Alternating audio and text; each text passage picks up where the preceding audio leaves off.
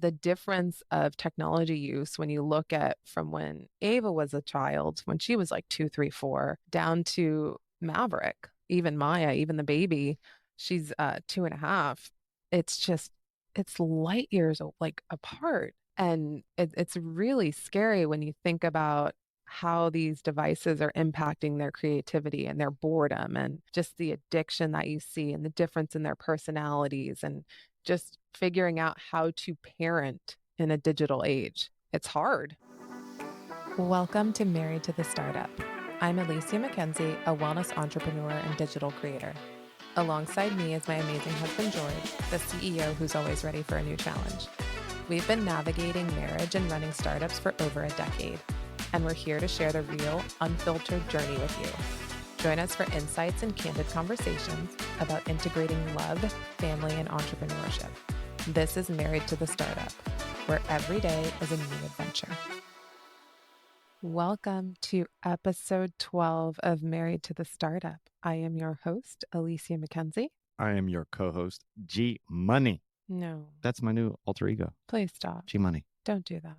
G Mac. See, now I'm at the point G-Daddy? where I have to like hold my G breath. Daddy would be like granddaddy. I don't want that. I have to like hold my breath because I don't know what is going to come out of your mouth. The world will never know. All right, we are back for another episode, and we are going to start with the Amazon CEO announcing the 5-day back to the office policy. So that means that people are going to have to leave the comfort of their own homes, put on real pants, and go to an office to work and mingle with other employees. Yeah, I have a lot of thoughts on the topic, but I think starting off, it's kind of funny. Like, could you imagine having this conversation 5 years ago in 2019, being like, hey, Amazon just put out a policy saying you're going to have to go to work 5 days a week. Yeah. And everybody went to work 5 days a week 5 years ago. It's like now you're like, oh my God, it's a new policy. Oh my God, will it work? And then it was just what everybody did. Okay, so here's the thing. If you were to start a company tomorrow, would you require that your employees be in the office, or would you still subscribe to the telework life that we have all gotten so accustomed to? Good question. I think it depends on the company. And we can go through it in some of the article because he makes some claims as to why you would want to go back to work 5 days a week. Mm-hmm. But it's the company that I'm starting, right? If it's a company that is service-based, maybe not. I mean, I think that there has to be a way to be productive. And I think most studies have proven that you are productive when you work from home. Mm-hmm. I think structuring it in a way that you can be innovative may be hard. But if your business doesn't require tons of innovation constantly, maybe not. Yeah. But the cost of labor, when you can spread that labor force around the US and around the world to not have to physically be in one geographic location, you can get economies of labor. Mm-hmm. And then I don't know if the cost of real estate, especially for a young startup, is really worth it. I mean, if you look at the cost of an office space, it's basically the cost of an employee. Yeah. At least a low-level employee. Yeah. And is that the best place to spend your money, to have a physical location? Or would you rather use that $30,000, $40,000 a year to hire an entry-level employee to do something? So what is Amazon saying? What is their reasoning for requiring this 5-day in the office work policy? What he stated was that he is the CEO. Stated that you cannot innovate, and to be innovative and to constantly evolve as a company, you have to be creative and be in proximity with one another. That teamwork and creativity and innovation happens when people are together, riffing and working together. And you can't be agile and you can't make decisions quickly if all those people are separated out. So whether or not that's true, I don't know. I guess maybe there's studies to back that up around creativity. I mean, I see it though, right? Because just having a conversation over Zoom, it's really hard to be collaborative because, oh, you were saying something. Oh, I'm sorry. You're saying something. Oh, no, I'm sorry. Keep going. I interrupted you, right? And if you're in person, it is easier to have that back and forth and not have to be so careful with what you're saying for fear of interrupting somebody or cutting them off or making the conversation just seem disjointed.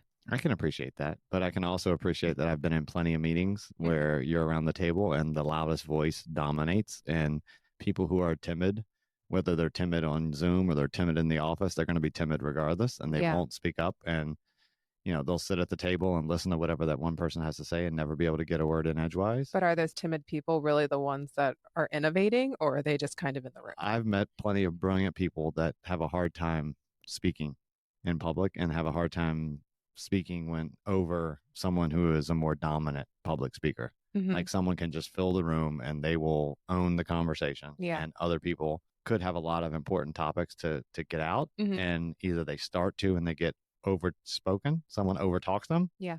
Or someone just doesn't acknowledge their point of view and then they back off, even though their point of view may have been more game changing. It may have been more innovative. It may have been a better opinion, but Mhm. because they may have gotten pushed out in the beginning, they're less confident or they give up. Yeah.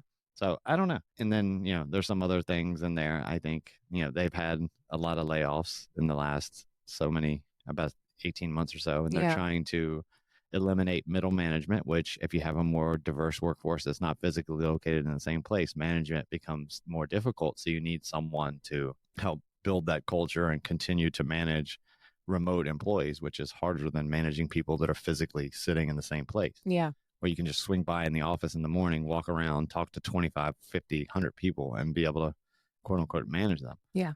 Or have a meeting, stand up meeting every morning and everyone's there and you know if they're there or not. Mhm. Management is slightly easier. So they're trying to cut middle management and, probably the most overused line. And I think a lot of big companies say it. I remember when I worked at a really large company, they always said, well, we want to be entrepreneurial and we want to do these things, but yet we have this extremely hierarchical management structure and we have to have pre-meetings about a meeting before you go to the meeting to talk to the person that you're going to have the meeting with to get a decision. Like this is the opposite of entrepreneurial. And it's that meme that this meeting could have been an email. Yeah. Right? Yeah. Well, I mean, I don't know why you have pre-meetings. Pre-meetings just astound me. Yeah. But especially if it's an internal meeting, having a pre-meeting internally, I can see having a pre-meeting before you go trying to close a big deal or win a sale where you're just trying to get everybody on the same page. But internally, you shouldn't have that same kind of scrutiny, I wouldn't think, to make sure your presentation is perfect. Yeah. But all those big companies, they throw those words, oh, we want to be entrepreneurial. We want to be, and he said it in there, we want to be the largest startup so we can be fluid and dynamic. And I think my view of it, Amazon, if I could peek behind the curtain is, hey, we're going to do more cuts. Yeah. And we're going to try to get more efficient. Mm-hmm. And to do that, we are going to force everybody back into the office and, we'll shake the tree and a lot of leaves will fall out. Yeah. And we can cut middle management because we'll have less people to manage and it's easier to manage people in an office. So, we'll get our cost reduction without having to do compensation packages for riffing employees. Yeah. So rather than doing an official reduction in workforce, we're going to create a new policy that makes people uncomfortable and they don't want to do it. So they'll just quit. Yeah. I mean, right? that would be my view, my interpretation of what's probably a happy byproduct of it. And, maybe, like to what we talked about in the very beginning, 5 years ago, everybody went to the office. It wasn't a big deal. So maybe it takes stuff like this to shift back. But, sometimes progress is for the good and you don't want to shift back. You don't need to shift back. Yeah. You need to continue to press forward in the new way. And the other part in that, and it's one that irks me because the last company I was at, people throw this word around and it drives me nuts, is frugality. Well, we got to operate with frugality. And I think people bastardize that term. Yeah. And to me, you can be frugal. It doesn't mean you shouldn't spend money. It just means for me, it means when you do spend money, you should be, making sure that you're taking advantage of, is there a non-cost option? Is there something else we could do to get the same outcome, but not spend that much money? Mm-hmm. And then also, am I investing every dollar I'm spending in the company? Is it aligned to the goal and the strategic vision of the company? Every dollar spent or invested should be aligned to what our strategic vision is. Yeah. And any dollar spent not aligned is wasted money. Absolutely. That, in my view, is frugality. Yeah. It has nothing to do with not spending money. Right. Period. Frugality is not, I want every expense report to come to the CEO and I will review everybody's expense report because somehow I understand what the 512th person in the company's expense report should be. And looking at that $12 charge or $100 charge is somehow frugal. It's not.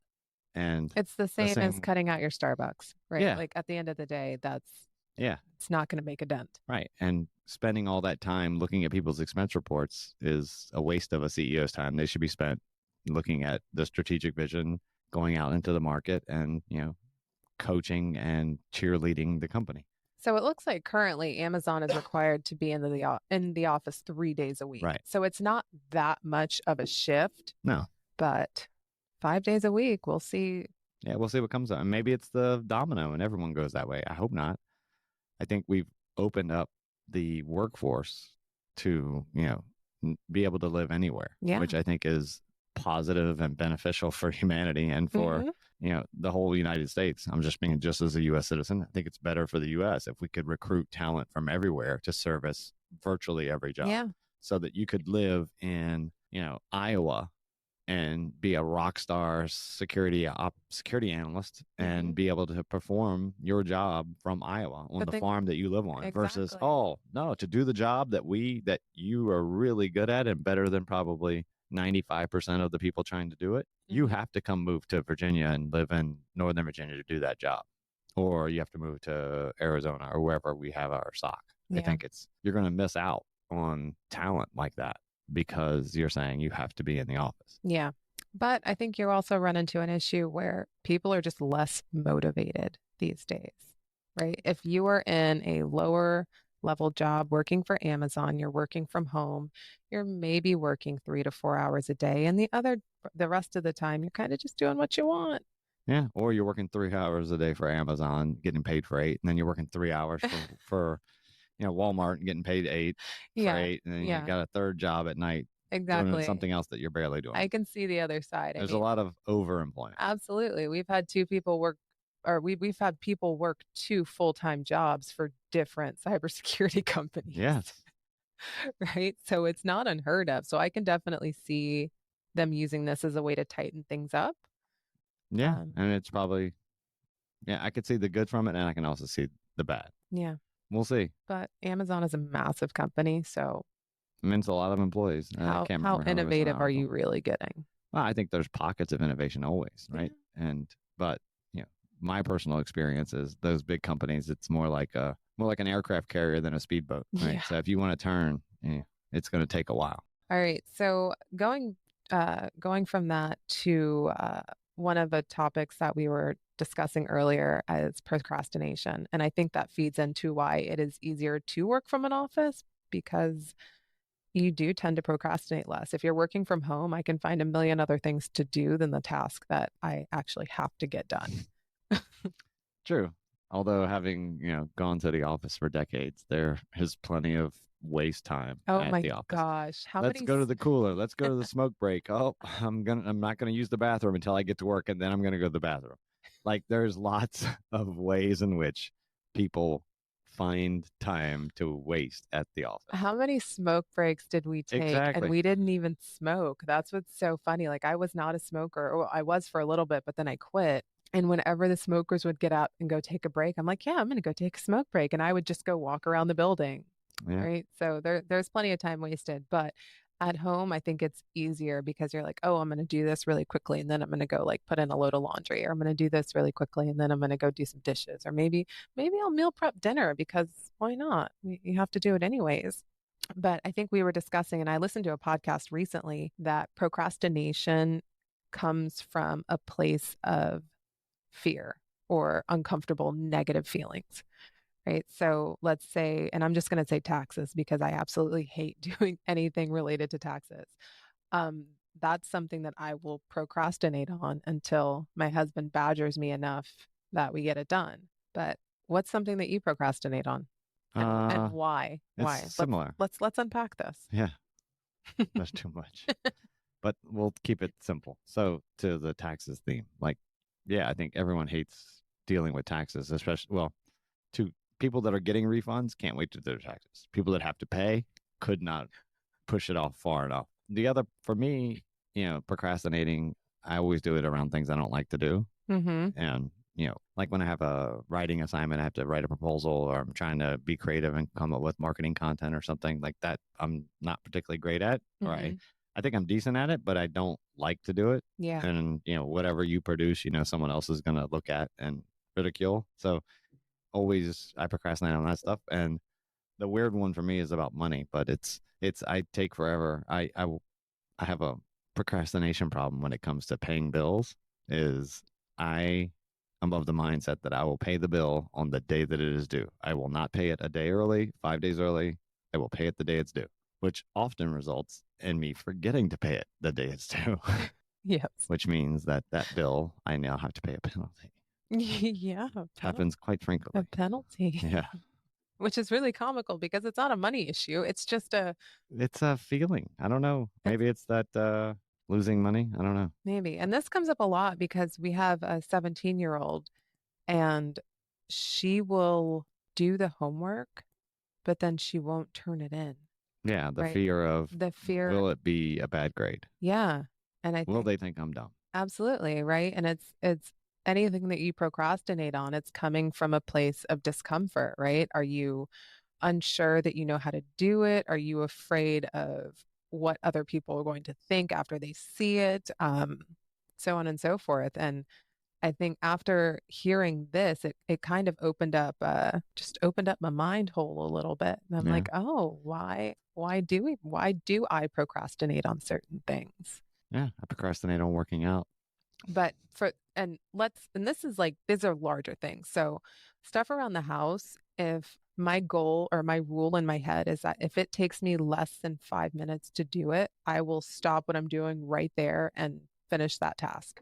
And this is something as small as, okay, I have 5 kids, everything is hanging up in the laundry room, and I can just leave it there and go back and forth from their bedroom to the laundry room, bedroom to the laundry room, or I can just put everything away right there and then be done with it. Right. So it's little things like that. If it takes me a minimal amount of time, I will do it right then rather than procrastinate on it. But that's the easy stuff, right? The hard stuff like writing a book or writing a proposal, like I procrastinate because creating content is scary, right? People are going to consume this and are they going to hate it? Are they going to love it? And my one hard, fast rule is I do not read any of the reviews on my book, right? I'm coming out with another book next year. And someone once told me that book reviews are for the other readers, they're not for the author. It's kind of like looking at the comments on social media. I typically try to avoid them unless somebody's asking me a question.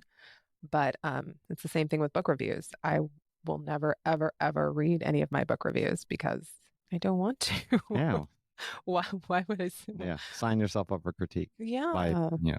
keyboard junkies that, think they know better than anybody else. But yeah, I think the fear of procrastination, or, for me, it's, I try to make a list, top 3 things I'm going to get done today. And they can be as small as, oh, I'm going to send that email, or I'm going to pay that bill, or hey, I need to write this blog post, or I need to write this, and I'm going to do that first. That's number 1. And I can't move on to 2 or 3 until I finish 1, right? Where it's easy to put like 3 is, oh, go to the post office, mail this. Well, I'm just going to do that first because that's an easy one. Yeah. And I'll skip 1 and then I'll get back. Oh, I'll do the second one, which is got to get the car inspected. I'll take the car out, come back, and it's 2 o'clock, and you're like, oh, I didn't get a chance to write. Oh, it's too late today to write. I got to go pick the kids up at 4. So I'm just not going to write today. I'll do it tomorrow. Yeah. Yeah. So I think just some tips that I use personally is I will put my phone far away from me if I know there's something I need to get done. So I often leave it in my purse just to kind of eliminate distractions.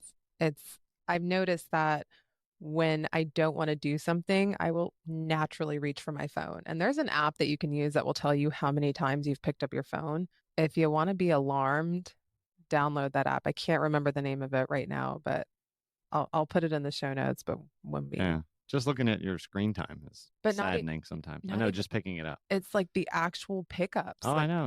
It's an incredible habit that you realize that you've developed over the last decade or so that smartphones have been around. But yeah, I find myself, I'll look at my phone, open it, check email, look at my text messages. And when I used to be on Slack all the time, look at Slack. I'll do that routine and then I'll close my phone. And then, like, less than a minute later, I'm doing that same routine. You're like, what am I doing? Why am I doing this? Yeah, it's like we're stuck in a loop. Yeah, I can't stop. Which is actually a good segue into a topic that I wanted to talk about. And I'm currently reading a book or reading/listening because I do They're the same thing. no, well, no, I read it, but then I also listen to it. because sometimes I have time and I just want to pick up a book, and then other times I don't, and I'm habit stacking. So I'm listening to this book while I'm walking, or I'm listening to this book while I'm writing. But it is The Anxious Generation. And who's the author? Oh my gosh. I can't remember his name right now. Looking at the wrong person. But it but it is talking about how our teens and our children are being overexposed to technology and the impact on their social development. And I think we've seen this personally because we have a 17-year-old and then a 12-year-old and then an almost 9-year-old and a 7-year-old. And the difference of technology use when you look at from when Ava was a child, when she was like 2, 3, 4, down to Maverick, even Maya, even the baby, she's 2.5. It's just, it's light years like apart. And it's really scary when you think about how these devices are impacting their creativity and their boredom and just the addiction that you see and the difference in their personalities and just figuring out how to parent in a digital age. It's hard. Yeah. I mean, it's easy to just flip on the TV first thing in the morning, but we actually have a hard, fast rule in our house that during the school year, you're not allowed to use the TV in the morning. And the number one thing they'll come to me, they'll be like, Mom, I'm so bored. I'm like, well, go find something to do. We have a house full of stuff. And if you let them be bored, the way they entertain themselves is actually pretty cool. One morning, the boys stacked up 5 pillows and then they put a baby chair on top. And they're trying to, we have these soft baseballs that you can use in the house. And they're trying to take these baseballs and throw them as hard as they can to wedge them in between the pillows. Yeah. Right. So there's things like that, that if I'd have just turned on the TV, they would have never They've done just it. laid there. They'd have just laid there. Right. So parenting during the anxious generation, like you see how it's affecting them as they get older. Right. One is almost like not necessarily depressed, but she's messing with the brain chemicals in her head by constantly scrolling and constantly looking for It's that dopamine it's hit. that dopamine But hit. I don't know, torn there. I think How so? part of it is it's the technology for sure, and parenting, and we can do a whole episode on. I think parenting is a lost art, right? And we could go through why. Yeah. But looking at the tech, I think the technology itself is like we talked about earlier, like Instagram, and they're trying to do an Instagram for teenagers. That it's just bullshit. Like Yeah. studies have proven, and I think everyone can agree, it's terrible for kids. It's terrible for teenagers. It's bad for adults. Yeah. And the only reason they're pushing it is that it's no social benefit. There's no societal benefit. It's the only benefit is I can sell more shit to these preteens and get more money from advertisers. It's 100% capitalism. There's nothing to do with betterment of anything. And Yeah. and the only thing, the settings to make it teen friendly are all reliant on the fact that someone's actually parenting this teen, which Yeah. is probably not happening. Yeah. But I digress. So off of that of it. So the kids being depressed, I think part of it is the boredom thing. Like I'm bored. I need to be entertained. I'm not entertained. I'm not happy. I must be depressed. Yeah. Society is telling me I'm depressed because I should be happy all the time, and I'm not happy, so I'm depressed. Yeah. Versus, happiness is already inside you. You just need to scrape away all the other shit. What is that one podcast or the TED Talk we listened to earlier this week? It's not quite depression. It's not quite happiness. Stagnation. No, languishing. Languishing. Yeah. You're languishing, right? So it is the lack of progress, but you're not necessarily depressed. Yeah. Right. Yeah. I think that's a good word for it. Yeah. But if you look at as a people, like the technology and the smartphones are a very small fragment of how long we've been on this planet, right? That we've had these things. Yeah, but look how different. I know it's dramatically changed for the worse. But if you looked at earlier, we would be outside. We had purpose. Yeah. Right?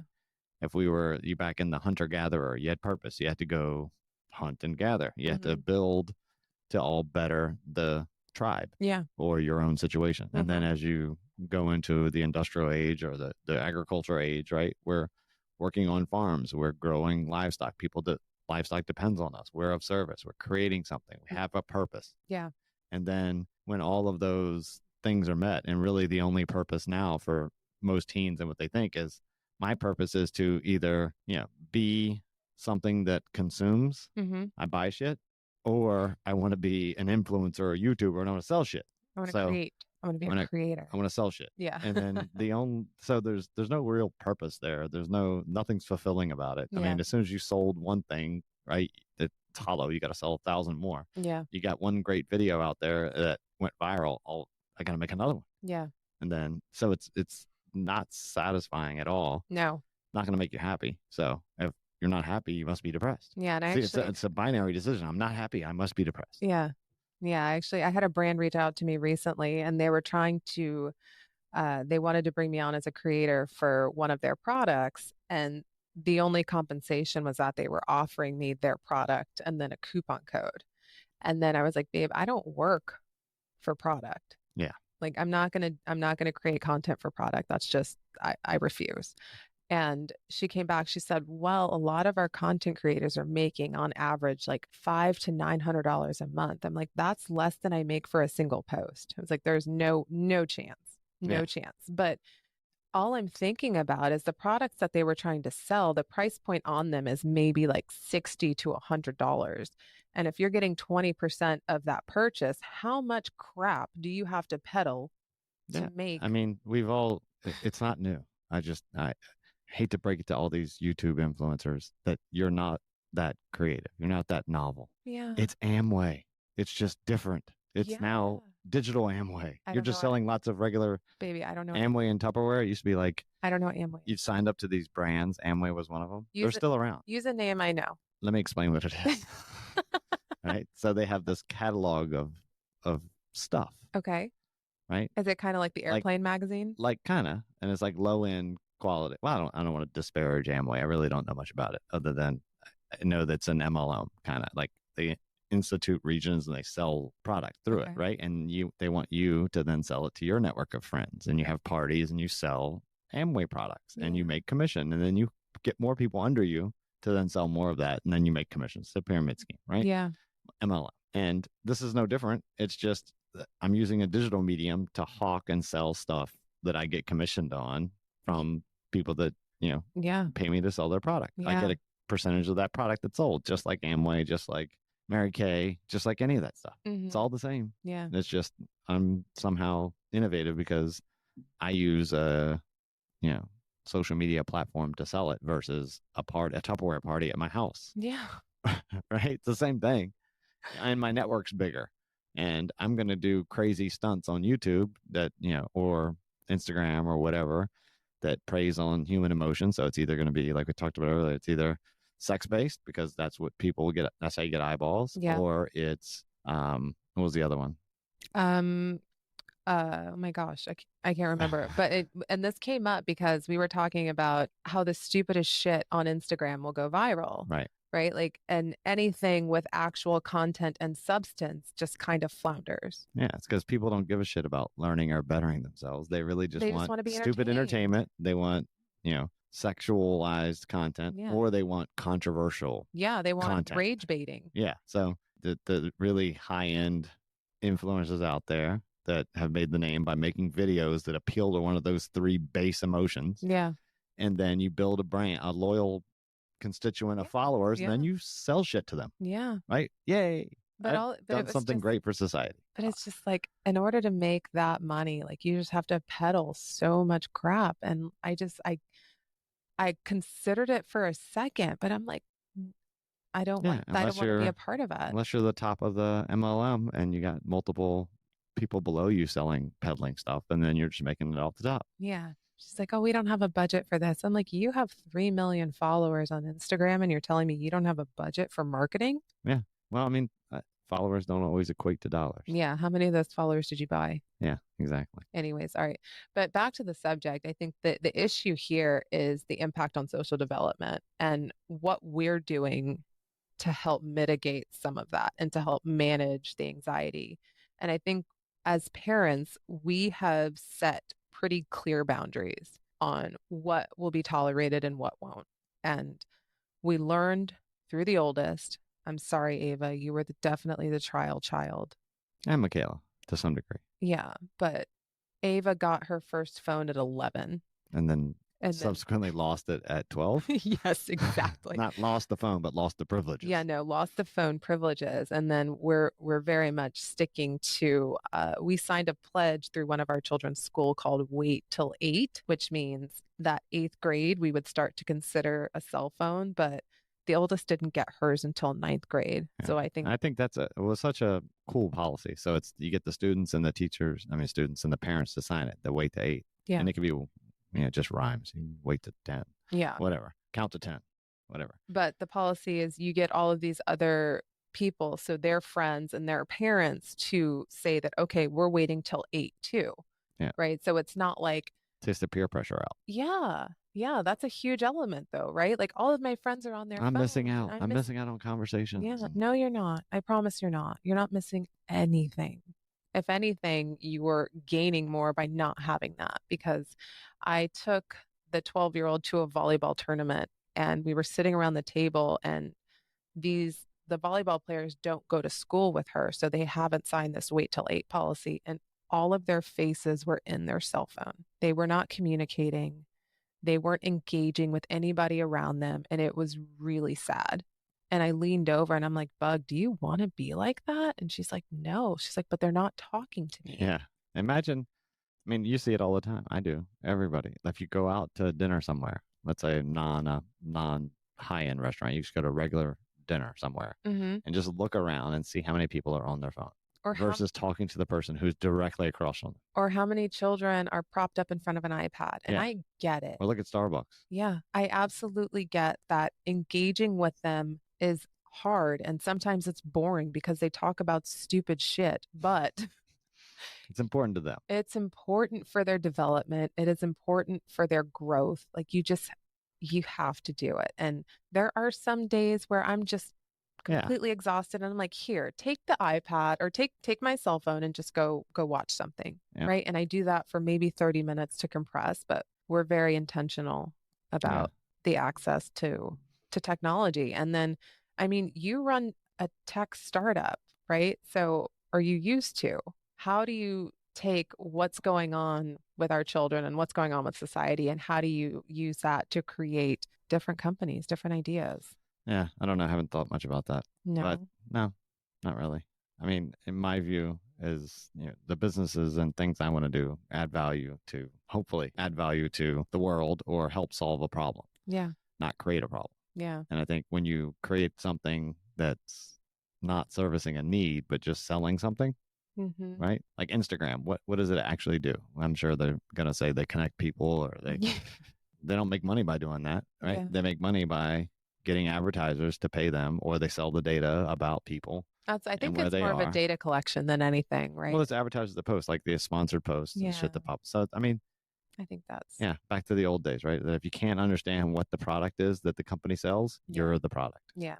And that for me, I don't subscribe to it. So I don't spend time thinking about how I would create technology for kids because I don't think it should even be there to begin with. And I think a lot of it back to the processing emotions or the procrastination and fear thing. Like, I think, why do people give their kids technology at restaurants? Because they're loud. Right. I think it's probably because, hey, my kids are loud. They're going to be all over the place. Other people are going to look at me and judge me. Yeah. And I don't want to deal with it. I don't want to deal with the kids. I don't want to deal with other people that look at me bad. Yeah. And, I think not that long ago, you would have gone out to dinner. The kids were loud. Like, you would discipline the children at the table and then other people would help do the same thing. Yeah. Like, it wouldn't, or there'd be other kids there, like the McDonald's playland or something. Like the kids would go play and do something. Now it's no, you got to sit here. And the worst is, I mean, it's bad enough that you give them your phone or your iPad, but they have headphones on. They're in their own world, right? You might as well just left them at home. Shit, why even bring them? No, yeah, we're trying to. It's hard. I get it. I mean, sometimes I parenting in the digital age. Yeah, you want to let them experience certain things, but at the same time, you want to protect them. Like I played video games when I was a kid, and it was fun, and it's fine. But most of my video games involved playing with my friends. Like we'd all be in the room together, taking turns playing Tecmo Bowl or whatever, right? And you're all in there together, and you're still having fun. You're not like it is today, where you're on one end of the screen playing a game with no one, or playing a game with someone halfway around the world that you don't know if they're a 450-pound dude in a basement or it's a 8-year-old boy that you're playing with. Who knows? But I also think that it's teaching them how to use stuff responsibly. Yeah. Right? You can't completely shield them from technology. That's just unrealistic. They are going to be exposed to it, whether it's under your house or under your roof or under somebody else's roof. So teaching them what is the right way to use this, what is the wrong way to use this. It's kind of like with anything though, right? You've got ChatGPT. Now we have to teach these high school students, okay, you can't just ask ChatGPT to write your paper and then submit that because we can tell. Yeah. Right? So it's parenting in a digital age. Yeah. Well, it's parenting. It's just parenting. It's just doesn't matter parenting. when it is. Yeah. Like parenting, with alcohol and drugs. Parenting, I'm sure our parents and our grandparents thought the same thing. Like, oh, it's so hard in this age with cars. Kids are driving everywhere. Or, hey, it's so hard with, you name it, that's now ubiquitous and it's available to everybody. It's so hard to parent. It is. Parenting's fucking hard. Yeah. Right. And back to that Instagram for teens. It's no value. Like it's like having and I think we've met alcohol for teens. We didn't say that we didn't talk about the article, but Instagram did develop or is in development of a platform that is for teens. So you have to be, I think, 16. It blocks who you can talk to. It filters out keywords. It does a whole plethora of things to make the platform more usable for younger people. Yeah, who don't need to use it. Let's just start like an alcohol and tobacco and firearms aimed at teenagers. Yeah. Why not? I mean, they're going to get them anyway, so we might as well just make it safe for them. Use it responsibly. Yeah. I mean, they're going to get it anyway, so why not? And that's where White Claw came in. That's basically. And what, Sweet Milds or whatever the hell they are. I have no clue. All right, you guys, I think we've talked enough for today. Thank you for tuning in. See you next time. Adios. Thank you for tuning in to Married to the Startup. We hope you enjoyed today's episode. If you did, please take a moment to like, rate, and subscribe to our podcast. Your support helps us reach more people and keeps the conversation going. If you have any questions or topics you'd like us to cover, drop me a message. I love hearing from you guys. Until next time. George, out.